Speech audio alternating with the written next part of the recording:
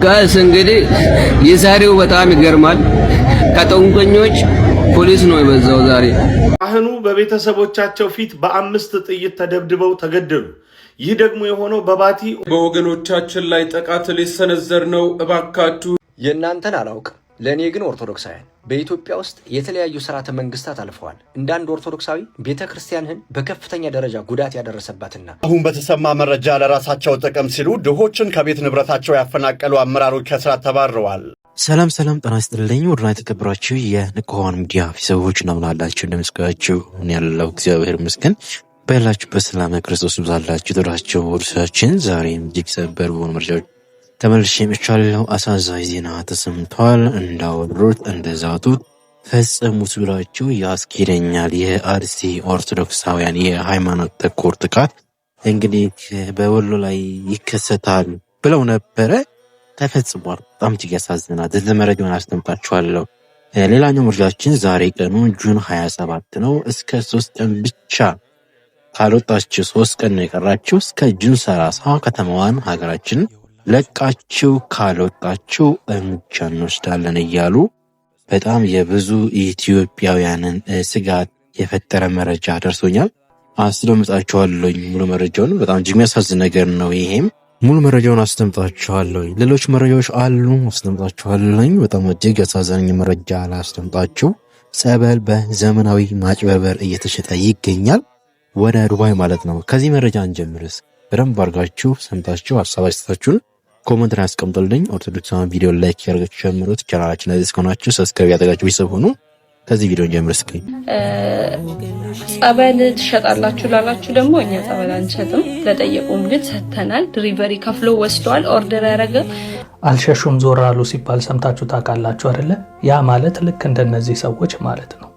አሁንም የምነግራችሁን ቪዲዮ እስከ መጨረሻ ማየት አለባችሁ። ምክንያቱም እንደነዚህ ያሉ ሰዎች ሰዎችን የሚያወናብዱት ሃይማኖትን ሽፋን በማድረግ ስለሆነ እኔ ደግሞ ሀቅን ሀቅ ነው ብዬ ማወራ ሰው ነኝ። ነገሮችን ደግሞ ሳወራ በመረጃና በማስረጃ ስለሆነ ሀሳቤን እስከ መጨረሻ ሳታዩ በእንደነዚህ ያሉ ሰዎች እንዳትታለሉ አስቀድሜ መናገር እፈልጋለሁ። ምክንያቱም ሃይማኖትን ሽፋን አድርጎ የሚያወራ ሰው ብዙ ጊዜ ያ ሰው ነው እንጂ ትክክል እውነት ተናጋሪውን አካል ይሄን መናፍቅ ምን አገባ እኛን ካዳነን እኛ እምነት ደግሞ አንተ ምን አገባ ምናምን ሊል ይችላል። የኔን እምነት ሳይጠይቅ የነሱ እምነቴ እንዲህ ነው ያሉትን ብቻ ስለሚያስቡ ነውና በመጀመሪያ ደረጃ ማውራው ስለ ራሴ እምነት ስለሆነ እንዳትሸወዱ ብዬ ነው። እስከ መጨረሻ ቪዲዮን ተከታተሉ ያልኳችሁ። እኔም ኦርቶዶክስ ስለሆንኩኝ እንዲህ ያለ ተግባር ትክክል ስላልሆነ ይህም ቪዲዮ እስከ መጨረሻ ሳታዩ በፍጹም ሀሳብ አስተያየት እንዳሰጡኝ። መጀመሪያ ግን ጉዳዩ በደንብ እንዲገባችሁ ይህንን ቪዲዮ ተመልከቱ። ሰላም እንዴት ናችሁ? ዱባይ ገብተናል። ውሃ እንዳይመስል ጸበል በሃይላንድ ማርያም ጸበል ነው እንደምትመለከቱት። በጥያቄያችሁ መሰረት ይዤላችሁ መጥቻለሁ። የምታገኙት በፍቅር አካውንት ገብታችሁ ቁጥሯን በመውሰድ እዚህ ጋር ቁጥሩ መድኃኒዓለም ብቻ ሊሸጡት እንዳይሆን በቄ ዲዛይን ወር በቄ ዲዛይን ምናምን። ስለዚህ ጸበሏን የስውሯ ማርያም እናታችንን ጸበል ልታገኙ ትችላላችሁ። 4 ተሽከርካሪበት አትሽከርካሪብኝ ይሄን ነገር ሊጨርስ። ለማንኛውም ሁላችሁም በስውር ጸበልን ወደ ንግድ ነው የቀየሩትና እነሱ የሚሉት እንግዲህ ጸበሉን አንሸጥም ነው የሚሉትና እንዴት እንደሚሸጡት ግን እኔ ያሳያቸዋለሁ። ብዙ ጊዜ ብልጥ ነጋዴዎች የሚጠቀሙት በምን እንደሆነ ታውቃላችሁ? የህዝቡን ደካማ ጎን ነው ወደ ንግድ የሚቀይሩት። ለምሳሌ ጎበዝ ነጋዴ ሰው ህዝቡ ምን ያስፈልገዋል፣ ህዝቡ ምንድን ነው የሚፈልገው የሚለውን ካጠና በኋላ ያ ህዝቡ የሚያስፈልገውን ነገር ሲያመጣ እቃውን ቶሎ ይሸጣል፣ ቶሎ ትርፋማ ይሆናል ማለት ነው። እና አሁን የነሱን የንግድ መረብ በደንብ ላሳያችሁ ነው። በመጀመሪያ ደረጃ እዚህ ጋር ጸበሉን እያስተዋወቀ ነው ያለውና አጠገቡ ያለችው እንግዲህ ባለቤቱ ትመስለኛለች። ምን እየሆነች እንዳለ እስኪ ልብ ብላችሁ አይታችሁታል? እዚህ ጋር እሱ ራሱ ምን እየሆንሽ ነው አይነት ነገር እያላት ነው። እና አንዱ ይሄ የንግድ ስትራቴጂ ነው። እሱ ስለ ጸበሉ እያወራ ነው፣ እሷ ደግሞ ስለለበሰችው ልብስ ዲዛይን እያሳየች ነው ማለት ነው። ምክንያቱም እነዚህ ሰዎች ልብስም ይሸጣሉ እና በአንድ ድንጋይ 2 ወፍ የሚባለውን ፐርፐዝ እዚህ ጋር አያችሁ። መጀመሪያ የእናንተን አቴንሽን በሃይማኖት ሽፋን ይወስዱታል። ምክንያቱም ጸበል ሲባል ቶሎ ትጓጓላችሁ። በተለይ ደግሞ አረብ ሀገራት ላይ ያላችሁ በዙሪያችሁ በቀላሉ ጸበል ስለማታገኙ ጸበል መጣልን ላይ ናችሁ እናንተ ሀሳባችሁ። እሷም 2 ማርኬቲንግ ሰራ። አንድ እሷ ልብስ እያስተዋወቀች ነው ከጎኑ እንዲህ እያለች ማለት ነው፣ ግን ስለ ጸበል እያወራ ነው እሱ። 2 ደግሞ የት ታገኙታላችሁ አለ፣ በፍቅር ዲዛይን በሚለው አካውንት። የትኛውን ነገር ፕሮሞት አረገ ማለት ነው? ወደ እሷ ልብስ ወደሚሸጡበት አካውንት በጸበሉ ሰበብ እንግዲህ ሰው ጸበል ፍለጋ ወደዛ አካውንት ሙቭ ያደርጋል ማለት ነው። አያችሁ ስማርትነታቸው። እኔ እኮ አንዳንዴ ምን አለ እንደሌላው ሰው እንኳን ጀዝባቡ እንኩኝ የምልበት ጊዜ አለ። ማወቅ ከባድ ነው፣ እውነት ያሳምማቸዋል። እኔ አሁን አንዳንድ ነገሮችን ሳይ በጣም እናደዳለሁ። በትክክለኛው መንገድ እኮ ሰው የፈለገውን ቢያደርግ እኮ ችግር የለብኝም። ግን ሃይማኖትን ሽፋን አድርጎ ሰውን ደግሞ በማይገባው መንገድ አታሎ የሚደረግ ነገር ግን እኔ ራሴን ስለሚያሳምመኝ ጭምር ነው ህዝቡ እንዲነቃ ሁሌም ከእውነት ጎን ለመቆም የምጋፈጠው። እኔ ለእናንተ እንዲህ በማስረዳው ነገር ራሴ ላይም ብዙ ጠላት እያመጣውም እንደሆነ አውቀዋለሁ። ነገር ግን እውነት ተናግሮ የመሸበት ማደር የሚባል ነገር አለ። ፈጣሪም ቢሆን አንድን ነገር እያወቃችሁ ዝም ስትሉ በእናንተ ነው የሚፈርደውና በዚህም አለ በዚህ እውነትን ስትይዙ ግን ከእናንተ ጋር ፈጣሪ ስላለ ነው እንዲህ ያለውን ነገር በግልጽም እየተጋፈጥኩ ያለሁትና እሷ ደግሞ ምን እያለች ነው የሚለውን ደግሞ እስኪ ትንሽ ቪዲዮን እንይና ከዛ በኋላ እኔ አብራራላችኋለሁ። ይህም ቪዲዮ ተመልከቱት።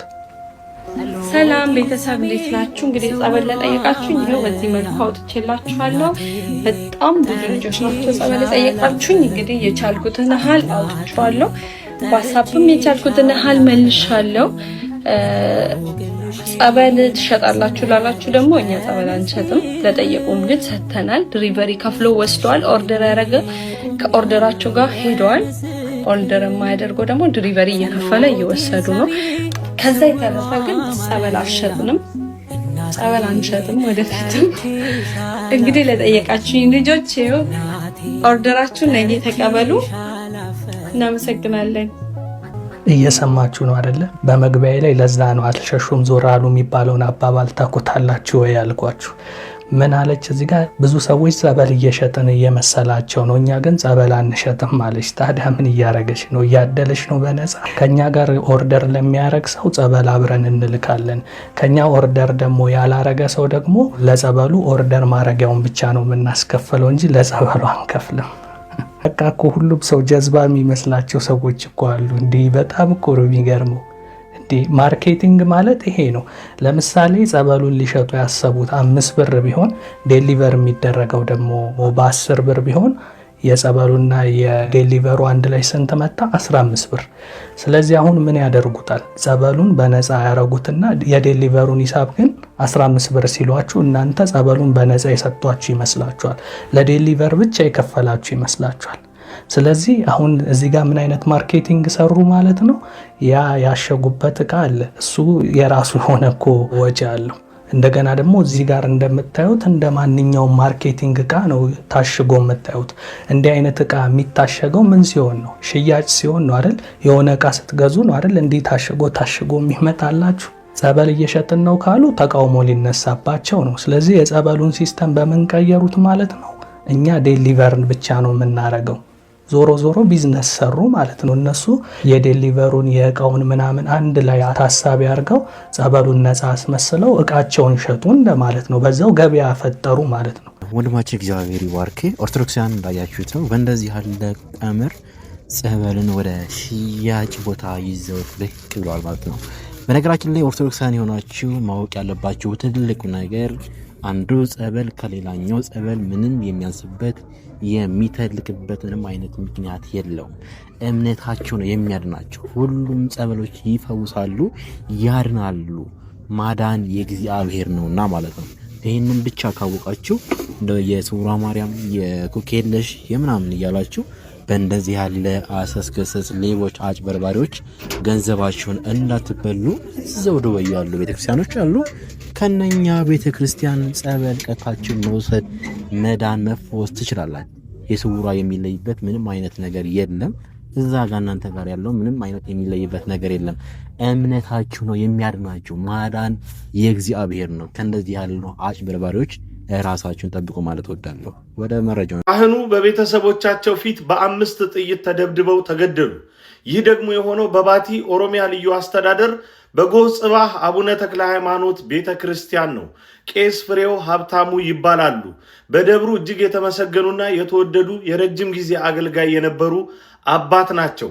ከምሽቱ 3 ሰዓት ላይ ቤታቸው በድንገት ተንኳክቶ የድረሱልኝ ጥሪ ለፖሊስ ቢያሰሙም ነገር ግን ማንም ዞር ብሎ ሳያቸው ገዳዮቻቸው በሩን ገንጥለው ከፍተው በመግባት በሚያሳዝን ሁኔታ ባለቤታቸው ላይ የአካል ጉዳት በማድረስ እሳቸውን ደግሞ መጀመሪያ ጉልበታቸው ላይ በጥይት መተው በተኙበት ግን በ5 ጥይቶች ደብድበው ገለዋቸዋል። ዛሬ ይህንን ቪዲዮ ስሰራ አንድ ነገር እንዲታወቅ ስለፈለግኩ ነው። ቀድመው አባታችን ድረሱልኝ ብለው ጮኸዋል። ከዛም በኋላ ደግሞ እንደ መደበኛ ታሞ እንደሞተ ሰው ተቀብረው ጉዳያቸው ተረስቶ ዝም ጭጭ መባሉ እጅግ በጣም የሚያስገርም ነው። ሁለተኛው እዚህ ላይ ልጨምረው የሚፈልገው ነገር ሁልጊዜ ምንድን ነው የምንናገረው? ቦታና ሁኔታ እንደዚሁም ቀንና ሰዓት ይለያይ እንጂ የገዳያችን እጅ አንድና አንድ ነው። የእጁ አናት መንግስት እጅ ሆኖ እየሰራ ያለው ደግሞ የዋሃብያ ክንፍ በልዩ የታጣቂ የዳቦ ስም። ይህ ይታወቅ። የአባታችን በረከታቸው ትድረሰን። ሁላችንን እግዚአብሔር አምላክ ያጽናን። አይደለም እምላችሁ ያስጨክነን፣ ያበርታን። ጥርሳችንን ነከስ አድርገን በዚህ ዘመን እናት ቅድስት ቤተክርስቲያናችንና እኛ ልጆቿ ላይ የተጋረጠውን ችግር እንድንመለከት አይነ ልቦናችንን ጋስ እንግዲህ የዛሬው በጣም ይገርማል። ከጠንቆኞች ፖሊስ ነው የበዛው ዛሬ። ጌታን ነው ምላችሁ። ስለዚህ በሰላም ሀገራችን መግባት አለብን። በሰላም መግባት ራሱ አንድ ደስታ ነው። እንግዲህ 30 ላይ ሞትም ይኖራል። ራሳችሁን ጠብቁ። እኔ ነግራለሁ፣ ራሳችሁን ጠብቁ። ጫካ መግባት አለባችሁ። እቤት አታድሩ። 30 ላይ ሁላችሁም እቤት አታድሩ። ከተማ ነዋሪዎች ሎኬሽን ግቡ፣ ገጠር ግቡ። በወገኖቻችን ላይ ጥቃት ሊሰነዘር ነው። እባካችሁ ይህንን ቪዲዮ የምትችሉትን ያክል ሼር በማድረግ ተባበሩኝ።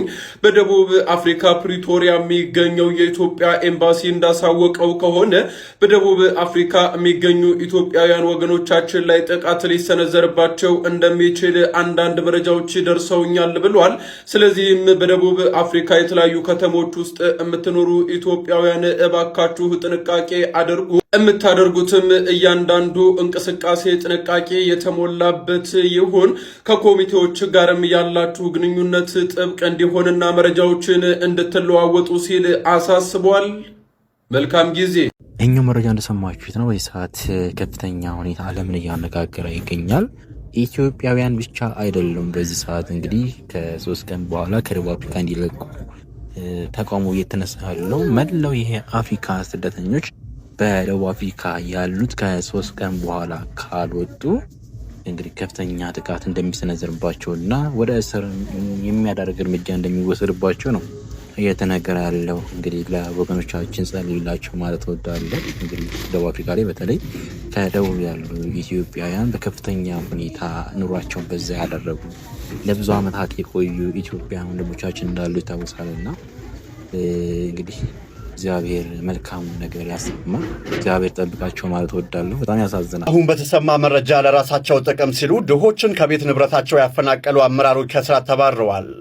በአዲስ አበባ ከተማ ንፋስ ስልክ ላፍቶ ክፍለ ከተማ ወረዳ 5 የህዝብ አደራ በልተው ድሆችን ለግል ጥቅማቸው ሲሉ ከቤታቸው ያፈናቀሉ 5 አመራሮች ከኃላፊነታቸው ተነስተዋል። እነዚህ አመራሮች ህመምተኞችና አዲስ ወላድ እናቶችን በሌሊት ከቤት በማስወጣት ግፍ ፈጽመው ነበረ። የክፍለ ከተማ ዋና ስራ አስፈጻሚ አቶ አህመድ ሐሰን እንደተናገሩት ታዲያ ድሃ ወጥቶ የሚገባ አመራር በመንግስት ውስጥ ቦታ የለውም ነው ያሉት።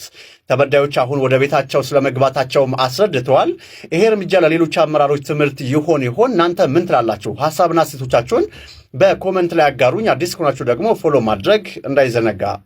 የእናንተን አላውቅም፣ ለእኔ ግን ኦርቶዶክሳውያን በኢትዮጵያ ውስጥ የተለያዩ ስርዓተ መንግስታት አልፈዋል። እንዳንድ ኦርቶዶክሳዊ ቤተ ክርስቲያንህን በከፍተኛ ደረጃ ጉዳት ያደረሰባትና ለዚህ ሁሉ መከራ እንድትዳረግ የዳረጋት የትኛው ስርዓተ መንግስት ነው? ከየትኛው ጀምረህ ማማረር ትፈልጋለህ ተብዬ ብትጠየቅ ከግራኝ አህመድ ወረራ በላይ ከዮዲት ጉዲት ጭፍጨፋ በላይ ቤተ ክርስቲያኒቱን ሲስተማቲካሊ ለዚህ ሁሉ መከራ እንድትዳረግና አባቶቻችን ተደማጭነታቸው እንዲጠፋ ቤተ ክርስቲያን ውስጥ እንደዚህ አይነት መከራ እንዲያልፍ ጮሆን ጩኸታችን እንዳይሰማ የሀገሪቱን የሚያስተዳድር ስርዓተ መንግስት አቤት ብሎ ድምፅ እንዳይሰጥና እንዳያዳምጠን እንደዚህ አይነት ሲስተምን የዘረጋው ስሙ ኃይለ ማርያም ተብሎ እየተጠራ ቅዱስ አባት አቡነ ቴዎፍሎስን አንቆ የገደለው ያ የገዳይ ስብስብ የደርጉ ዘመነ መንግስት ነው ለኔ።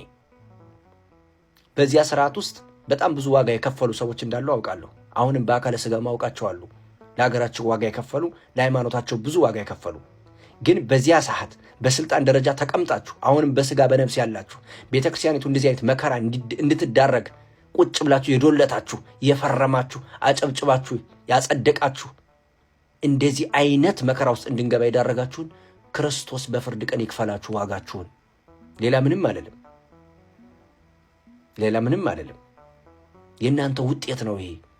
ከዚያ በኋላ የመጡት ስርዓተ መንግስታት በሙሉ በየተርኒንግ ፖይንቱ የየራሳቸውን ቆሞስና ሊቀ ጳጳስ ያስቀምጣሉ። የአሁኑም አዲሱ ስርዓት ያደረገው ይህን ነው። በወታደር አጅቦ አምጥቶ ያስገባቸው ቃል አቀባይ ናቸው። ከስርዓተ ቤተክርስቲያን የወጡ ናቸው። አይመለከታቸውም። ከህገ መንግስቱ አንጻር ነው ቅዱስ ወንጌሉ የሚተረጉሙት። ለዛ ነው እንደዚህ አይነት መከራ ውስጥ የገባ ነው። አሁን የኔ ጥያቄ የተማራችሁ ያገናዘባችሁ እድሜያችሁ የገፋ በዶክተር ደረጃ በፒኤችዲ ደረጃ የሰራችሁ በጣም ብዙ ሰዎች አላችሁ። ቤተክርስቲያኒቱን ከዚህ ሲስተም ለማውጣት ሌባውን ሌባ ነህ ስንት ጊዜ እድሜ ልትቆዩ ነው? እንዲያው በግልጽ ቋንቋ ሌባ ነህ ማለቱ ቢቀር እንኳን የሆነ ስታተስ አወጣችሁ። ይህ ስታተስ ካልተፈጸመ ማንም ሰው ወደዚህ ስልጣን እንዳይመጣ ብላችሁ ህግና ስርዓት አለ መቼም በህግና በስርዓቱ እንዲሆን ብላችሁ ስርዓት ሰርታችሁ ቤተክርስቲያኒቱን ከዚህ ማዕት ማታወጡልን ግን ምን ሆናችሁ ነው? እውነቴን እኮ ነው። መማራችሁ ምንድን ነው ግን? እኔ አንድ ደንቆሮ እንዲሁኝ እዚህ መጥቼ እየለፈለፍኩባችሁ ስንት ነገር ማድረግ እየቻላችሁ ህዝበ ክርስቲያኑ ወደ አንድ ክርስቶስ ላይ ለምንድነው ማትገምዱን?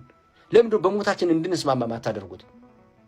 የደርጉ ሲስተም ልዩ የሚያደርገው ከግራኝ አህመዱ ወረራ የግራኝ አህመዱ ወረራ ኦፊሻሊ የታወጀ አዋጅ ስለሆነ ህዝበ ክርስቲያኑ በሞቱ ተስማምቶ ወራሪ እንደመጣበት አውቆ ራሱን ተከላክሏል። ቤተክርስቲያኑ እውቅና ሰጥታለች። ያሁኑ ሲስተማቲካል ነው ያሁኑ። ለዛ ነው ዲሴንትራላይዝድ የሆነ ነው። በሞታችን ማን ተስማማው?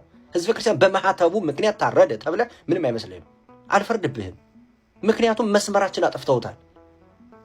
አንድ አባት ለምንድነው እንደሚሆነው ብሎ ቢናገር አንድ ሊቀ ጳጳስ ብዙዎች እኮ አሉ የሚናገሩ ከፖለቲካ አንጣር ነው ኢንተርፕሬት የምታደርገው። አእምሮአችን እንደዚህ አቢዩዝ አደረጉት። ምን ይደረግ? ስለዚህ አሁንም መጠጊያችን ቤተክርስቲያን ናት። በቤተክርስቲያን ውስጥ ያላችሁት እባካችሁ ተለመኑን። እባካችሁ መድረክ ላይ የምትቆሙ ሰዎች እባካችሁ ታው። ግን እስኪ ተሰብሰቡና አውሩ። እስኪ ቁጭ ብላችሁ ተነጋገሩ። ዕውቀት ያላችሁ ሰዎች ምን እናድርግ በሉ። እታች ያላችሁት ከላይ ያሉት ገና የጊዜ ጉዳይ ነው። እነሱ አያገባቸው። እናንተ ሊቃውንተ ቤተክርስቲያን የምትባሉት ቁጭ በሉና ተመካከሩ። እንዲህ ብለናል በየቤተክርስቲያኑ መስመር ዘርጉ። ታው። በነገራችን ላይ ምንፍቅና ክርስቶስ ፍጡር ነው፣ አምላክ አይደለም፣ የተቀባ ነው፣ ነብይ ነው መባሉ ከፍተኛ ምንፍቅና እንደሆነ ሁሉ ከዚህ ምንፍቅና የማይተናነሰው ቤተክርስቲያን ያሉ ህዝበ ክርስቲያን ክርስቶስ የሞተላቸው ክርስቲያኖች በማንም ወንበዴ ተሳደው እየተገደሉ ደማቸው እየፈሰሰ ለዚህ ዕውቅና ሳይሰጡ ወንጌል ሰብካለሁ ብሎ ማስመሰል ከዚህ በላይ ምንፍቅና፣ ገዳይነት፣ አሳዳጅነት የለም። ይህን ያልተናገረ አፍ ደግሞ በቁስል ይመታል። በነቢያቱ ዘመን አይተነዋል። ኢሳይያስ በቁስል ሲመታ ንጉሱን ዝም ብሎ መከራውን ዝም ስላለ፣ ቅዱስ ዮሐንስ አንገቱን እንደሚያስቆርጠው እያወቀ ለምንድን ነው ሄሮድስን የተቃወመው? የወንድም ሚስት አትገባህም ብሎ ለሞት የዳረገው ለምንድን ነው? ወንጌል ስለሆነ አይደለም እንዴ? እኔ በጣም ነው ማዝነው። ክርስቶስ የሞተለት ክርስቲያን በማንም አልፎ ሀጅ ዝም ብሎ ሲታረድ እንዴት? ቤተክርስቲያን ዕውቅና ሰጥታ እኮ ቢሆን መሞቱ መልካም ነው፣ እውነት ነው። ይህን ዕውቅና ባትሰጥም ቅሉ የፈጠራቸው አምላካቸው የሰማዕትነትን አክሊል ያቀዳጃቸዋል። መኖር ግን እየፈለጉ ነው የሞቱት። ለልጆቻቸው መኖር ይፈልጋሉ። አንተ ታቅፋት ያላትን ልጅ እንደነሱን ልጅ አላቸው፣ ግን ዝም ብለው እየሞቱ ነው ያሉት። ይሄ አሳስቦት አንድ መምህር እዛ መድረክ ላይ የሚቆመው አሁን አንተ ኦርቶዶክሳዊ ቤተክርስቲያን የራስህ ናት። ቤተክርስቲያኒቱን ሊያስተዳድር የተቀመጠው አካል ምን አይነት ሜንታሊቲ ነው ያለው? ለዚህ ጉዳይ ዕውቅና ሰጥቶ ህዝበ ክርስቲያኑ ያነቃዋል አያነቃውም? ይህን የምትሰራው አንተ ምእመኑ ነህ። በየአጥቢያ ቤተክርስቲያኑ ተሰብስበ ይህን ስራ ነው የምትሰራው አንተ ወጣቱ። መክሊትን ቀብረ ከሄድክ እንደዛ መክሊቱን ቀብሮ እንደመጣ ባሪያ ነው ወደ የማይጠፋው እሳት የምንጣለው። እየነገርኩ ነው ያለሁት። እኛ ጋር ያለ መንፈስ ቅዱስ አለ። አልመሰከረም ካልክ ያ መክሊቱን ቀብሮ ሄደ ባሪያ ነው የምትሆነው። ይሄ አልመሰክርበትም ያልከው አንደበት ደግሞ በክርስቶስ ፊት ሲቀርብ ምን ብሎ እንደሚመልስ ታውቃለህ? አንተ ካልዘራህበት የምታጭድ ብለህ ነው የምትሳደበው በክርስቶስ ፊት። ያ ባሪያ እንደዛ ነው ያደረገው። ጭራሽ ጌታውን እንደዛ ነው የተሳደበው። ስድብ እኮ ነው። ካልዘራህበት የምታጭድ አለ። ጭራሽ መክሊት ተሰጥቶት ማለት ነው። አንደበቱ ለዚህ ብቻ ነው የሚጠቀመው። ያንተና የኔም እንደዛ ነው የሚሆነው ካልመሰክርንበት። አስቡበት እባካችሁ፣ የተባራችሁ ሰዎች መስመር ዘርጉልን እባካችሁ፣ ስለፈጠራችሁ እባካችሁ። ሌባውን ሌባ በሉ እባካችሁ። ቤተክርስቲያንን ከሙስና አውጡልን እባካችሁ። ህዝበ ክርስቲያኑን ህንፃ ስላሴ መሰራት ይጀመር በሉ። ተው ሊቃውንት ተው።